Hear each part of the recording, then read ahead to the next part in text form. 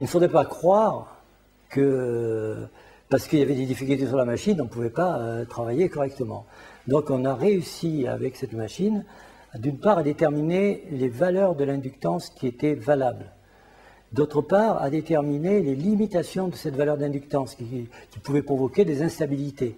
Donc on a réussi à tracer une zone dans laquelle on pouvait mettre cette inductance et qu'elle peut donner satisfaction aux problèmes posés en termes de chute de tension et en termes de temps de récupération.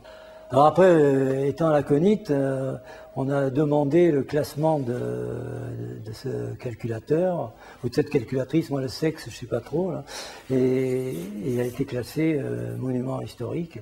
Et ça, je trouve que c'est très très bien, parce que d'une part, elle le mérite, parce que ça a été une étape importante dans l'histoire du calcul électronique, et surtout qu'on a, petit à petit, on a quand même réussi à faire du contrôle de process à base d'analogique.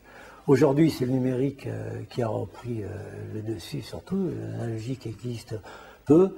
La société à laquelle j'ai travaillé a poursuivi l'activité analogique en contrôle de process pendant une dizaine d'années, mais maintenant tout est terminé, on voit très peu ça ne doit plus exister d'ailleurs, le calcul analogique.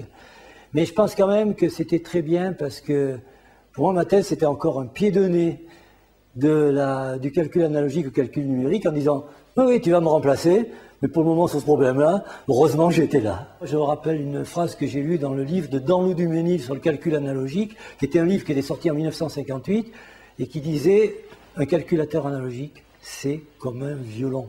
Il n'y en a pas de bon ou de mauvais, c'est celui qui joue qui va faire le résultat. »